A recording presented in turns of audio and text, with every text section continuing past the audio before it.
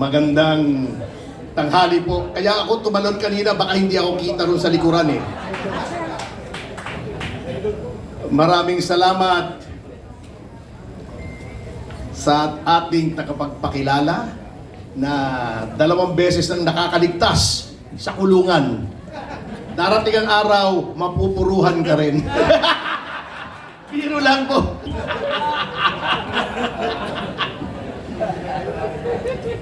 By the way, Kaselis, kinuha mo yung kodigo ko. Hindi ako makapag-umpisa. Nais ko rin magpasalamat sa aking kaibigan at political mentor na si dating congressman, dating kalihim, Jing Paras. Yan po.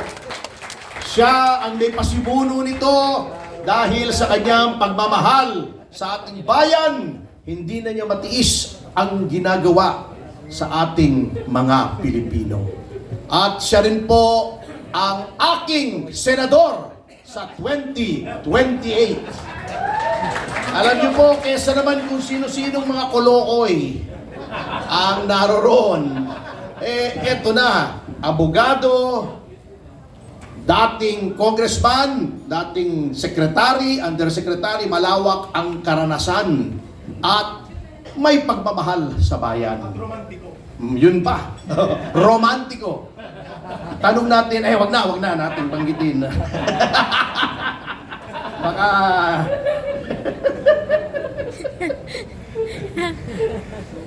Anyway, mga kasama,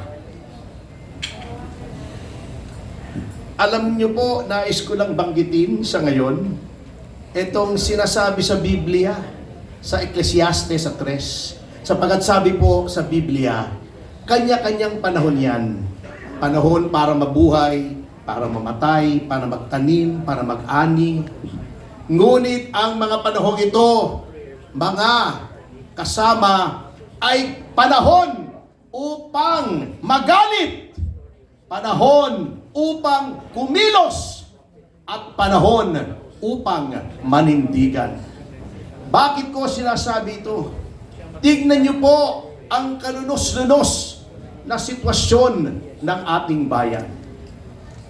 Ang unang-una po nating suliranin ay lawlessness. Hindi po ginagalang ang batas. Bakit ko nasabi yan? Unang-una, yang doktrinang Bendalo ay parang na-institutionalize na. Tignan nyo na lamang ang nangyayari. Yung kay Tatay Digong, kita nyo naman, yun ang pangunahing ehemplo ng Bendalo. Bakit? Nakalagay na sa saligang batas, no person shall be deprived of life, liberty, or property without due process of law. Pinakamataas na batas ang saligang batas. Alam po natin lahat yan, kahit nang hindi abogado. Anong ginawa ng administrasyon na ito? Ginamit nila para i-justify yung pag-kidnap kay Tatay Digong, yung Act of Congress defining crimes against humanity na meron daw dong surrender. Sabi ko, ano bang mas mataas? Act of Congress o Konstitusyon? Kahit anong nakalagay sa isang batas that is subject to the limitations of the Constitution, especially the Bill of Rights, which is a limitation on the powers of government, kailangan pa rin ang due process. Hindi basta pwede mong kunin yung isang tao, ilagay mo sa eroplano, ilipad mo sa ibang bansa. At ano yung due process na yon? Nakalagay naman sa batas. Yan ang extradition law, kung saan dapat kung merong nais i-extradite, mamamayan man o banyaga na narito sa Pilipinas, dapat dumaan sa proseso sa korte ng Pilipinas. Sa korte ng Pilipinas, hindi korte ng ibang bansa, and definitely not the International Criminal Court. Bakit? sapagkat ang Pilipinas, katulad ng lahat ng bansa, ay may soberanya, sovereignty. Anong ibig sabihin ng sovereignty?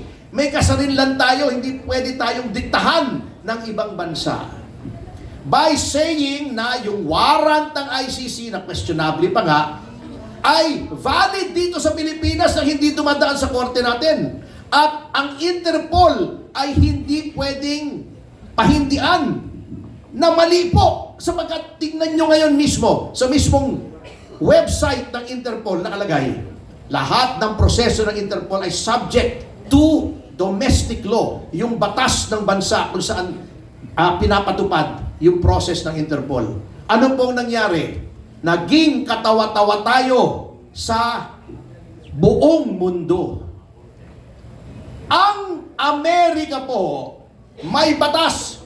Kapag ang aking mamamayan ay kinuha nyo at dinala nyo sa Hague, lulusubin namin kayo ng armed forces namin. Kukunin namin yung mamamayan namin. Ganyan po ang bansang may paninindigan sa soberanya.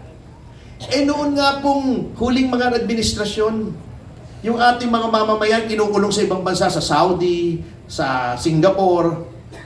May kasalanan na yun, convicted na yun dun sa ibang bansa. Binabalik pa natin dito. Eto dating Pangulo, ibinibigay mo sa banyaga. O anong nangyari ngayon? Dahil sa pangyayaring yan, lahat ng institusyon ay hindi na ginagalang ang batas. Yung si Boying Remulla, sinasabi na kapag mayroong kaso ay hindi pwedeng i-appoint bilang ombudsman. Anong ginawa nila? Yung mismong memorandum ng ombudsman na nagsasabing kapag nag-file ka ng kaso sa ombudsman, automatically docketed, iniba nila para lang ipilit, isaksak, isalaksak sa bagang ng ombudsman ang appointment ni Boying Remulla. May umimik ba na miyembro ng JBC, including the IBP? Wala po. Ang mga taong dapat nagtatanggol sa hudikatura, sa mga appointments, sa judiciary at sa ombudsman, walang imik. Ganyan po binibend the law. So, yan pong ginawa nila kay Tatay Digong. Pakakala nyo, walang epekto yan sa ordinaryong mga pulis natin. Yung mga kaibigan kong pulis ngayon, sinasabi, ay ayaw na namin po manghuli ng adik.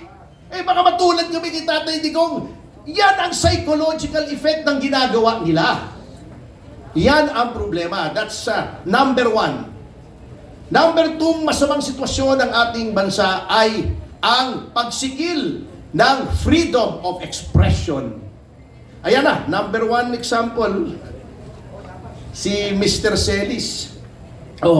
Kapag hindi nila gusto ang iyong sinasabi, ididimanda ka. Ayan.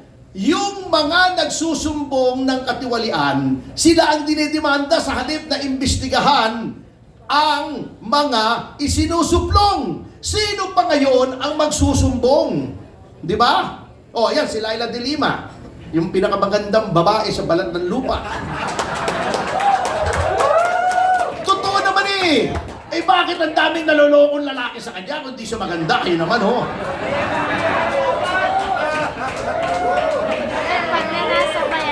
Tawa ng tawa si Caceres kung hindi ko pa alam. Crush mo yun.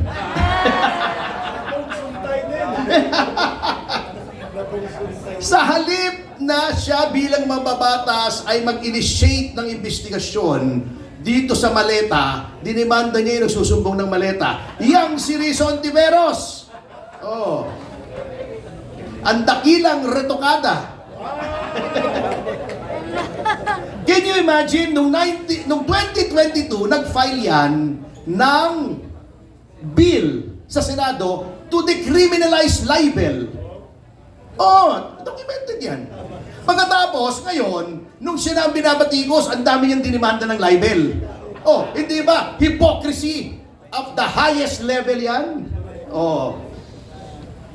Yan ang ginagawa. Ang daming demanda ngayon. Ngayon lang ako nakakakita ng napakaraming demanda na mga mamamahayag, even ordinary citizens. Si Mike Defensor, yung dahil sa 18, pinatatawag sa Makalawa. sa NBI. Hindi ba pananakot yan? Yang Gabriela, can you imagine ang kapal ng mukha nitong mga taong ito? Women's Month ba? Ginagalang natin ng mga babae, pero ginagamit nila yung Women's Month eh. Yan ay kabastusan din kung gagamitin mo as a prop. Sumulat sa stasyon namin. Dapat daw patigilin kami sa pagbabati ko sa Gabriela. Ano nangyari sa freedom of expression, which is one of the most fundamental rights in a Republican and democratic system? Yan po ang nagiging problema natin. Okay, pangatlo. Siyempre, hindi na natin kailangan pagkahabaan ito. Corruption. Not only corruption, sapagkat yung corruption, lagi namang meron yan eh. Even in the best of countries, meron. Pero, dapat, kung may anomalya at may skandalo, to retain the trust of the people in government, iniimbestigahan, at hindi lang iniimbestigahan honest to goodness, yung sincero, hindi yung bukang bibig, hindi pabalat bunga, hindi pakitang tao, hindi maggagawa ka ng ICI na independent, pero kapag anak mo na ang haharap, behind closed doors na. Pagkatapos, natatawa pa ako eh. Etong spokesman ng Malacanang, nandito yata yung pinsan nitong spokesman ng Malacanang, di ba si attorney, deputado? Di ba nandito? Ito, oo. Di ba half-cousin niyo yung spokesman ng Malacanang? Yun naman, si attorney, deputa.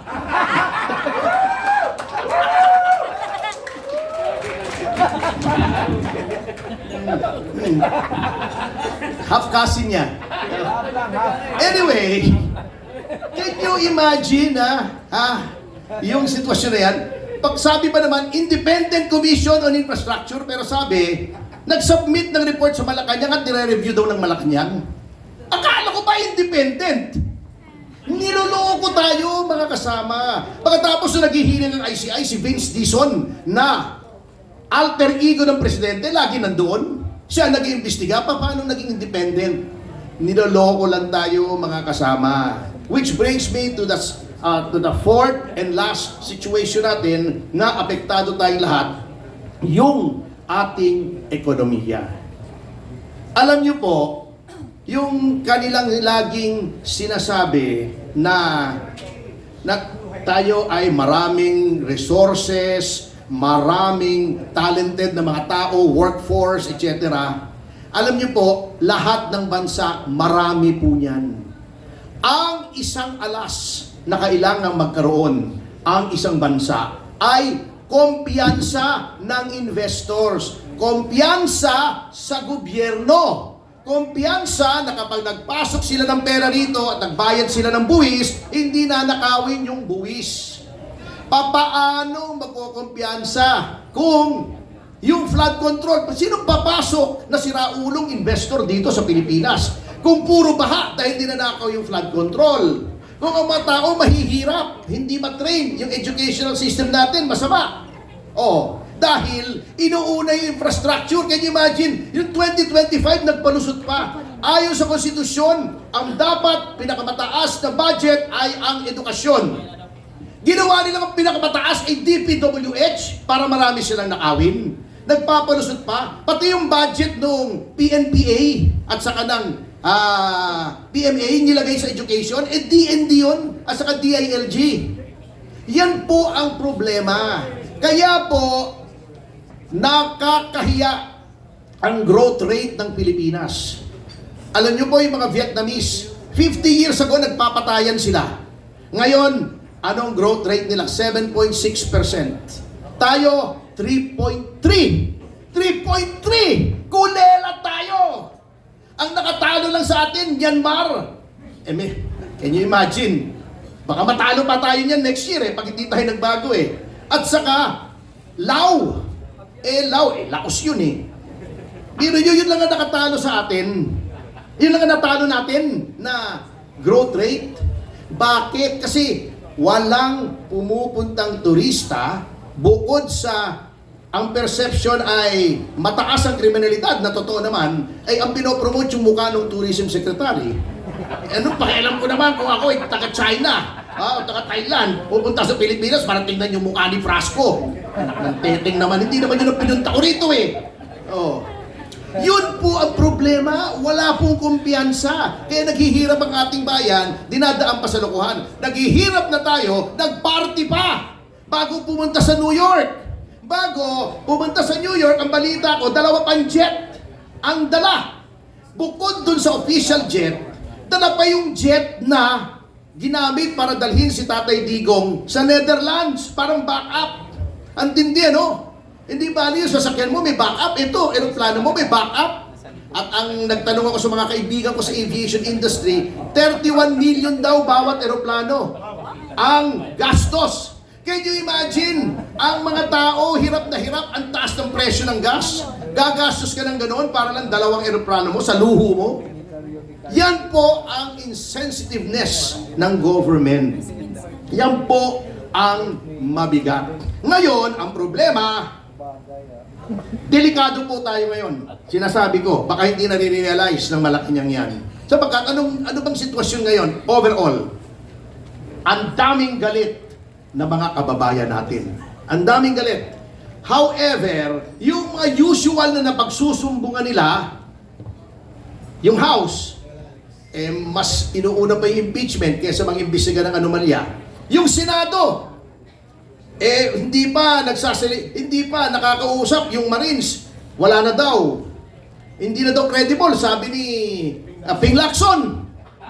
Paano ka magsusumbong yung Blue Ribbon Committee chairman mo? Hinusgahan na yung testimony ng 18. Hindi pa nga humaharap. At saka si Ping Lacson, tinatanong ni Marcoleta yung witness, siya sumasagot. O, saan ka tatakbo? Yung ombudsman, tuta nila. I'm not miss words here. Tuta nila yun. Obvious naman eh. Meron bang magsasabing? Meron ba naniniwala na si Rebule hindi tuta ng Malacanang? Kung meron ditong naniniwala, meron akong tulay, ibebenta sa inyo. Mura lang sa tabi ng Malacanang. Yung COMELEC, ganun din. Yung mga talagang nadalo, ayaw iproklama. Yung gusto nila, ang pinoproklama, yung Duterte Youth. 2.3 million votes, 3 seats. Anong nilagay? Gabriela. Yung kalaban ni Abante. Panalo yung kalaban ni Abante. Si Abante nilagay. Yun po ang mabigat. Sapagkat, kapag ang pakiramdam nating mga Pilipino ay wala na tayong mapuntahan, parang tubig yan eh. Parang dam yan eh. Pag wala na mapuntahan, naiipon ng tubig, sasabog po yan. Mga kasama, ayaw naman natin yan sapagkat ayaw natin ng dahas. Gusto natin sa 2028 ay mapalitan ang pamahalaan. Kaya mga kasama, huwag po tayong papayag na dayain po tayo sa 2028. Dapat sa sobrang lakas natin, kahit anong pandaraya, ay hindi kayang talunin. Yan po ang pakay nitong kampilan. Dapat overwhelming, parang flood control, parang baha. Pagka napakalakas na ng baha, bako sila naman ay substandard, ay hindi nila kayang pigilin yung baha. Kaya sa pagtatapos mga kasama, alam niyo na po yung problema ng ating bayan ay maaari ko ba kayong anyayahan ng isang panalangin. Itong panalangin na ito po ay panalangin ng mga taong bayang inaapi sa ating Ama sa Langit na humihingi po ng tulong laban sa mapang-aping pamahalaan. Maaari ko bang pakiusapan lahat na tumayo at samahan po ako sa panalangin na ito. Maiksi lamang po ito. Ito ay Salmo 109.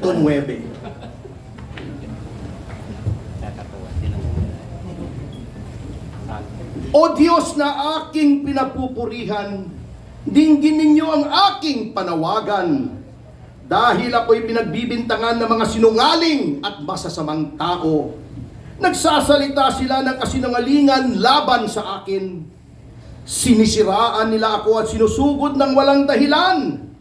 Kapag nakikipagkaibigan ako sa kanila, ay kinakalaban pa rin nila ako. Sa kabutihang ginagawa ko sa kanila, masama ang ginaganti nila. At sa aking pag-ibig, ibinilig nila'y galit. Maghanap tayo ng masamang tao na kakalaban sa kanya, sabi nila, at magsampa ng kaso sa hukuman laban sa kanya. At kapag hinatulan na siya, lumabas sana na siya ay may kasalanan at ituring din na kasalanan ang kanyang mga panalangin. O Ama, mamatay na sana siya agad at ibigay na lang sa iba ang katungkulan. Ulitin po natin, mamatay na sana siya agad at ibigay na lang sa iba ang katungkulan niya. Nakasulat po yan sa Biblia, hindi po aking mga salita yan. At nang maulila ang kanyang mga anak at mabiyuda ang kanyang asawa, maging palaboy sana at mamalimos ang kanyang mga anak at palayasan sila kahit na sa kanilang ginibang tahanan. Kunin sana ng kanyang pinagkakautangan ng kanyang mga ari-arian at agawin ng mga dayuhan ang kanyang pinaghirapan. Huwag sanang maawa sa kanya at sa naulila niyang mga anak kapag namatay na siya. Mamatay na sana ang kanyang mga angkan upang sila'y makalimutan na ng susunod na saling lahi. Huwag sanang patawarin at kalimutan ng Panginoon ang mga kasalanan ng kanyang mga magulang at mga ninuno at lubusan na silang makalimutan sa mundo. Amen. Amen. Yan po ay mga salita ng Diyos, hindi ko po salita yan. Oo. Salmo 109. Oo. Ulitin natin yung isang parte. Mamatay na siya agad! At ibigay na lang sa iba ang katungkulan niya. Maraming salamat po. Mabuhay po kayo, Attorney Ferdinand Topacio. Please remain standing, everybody.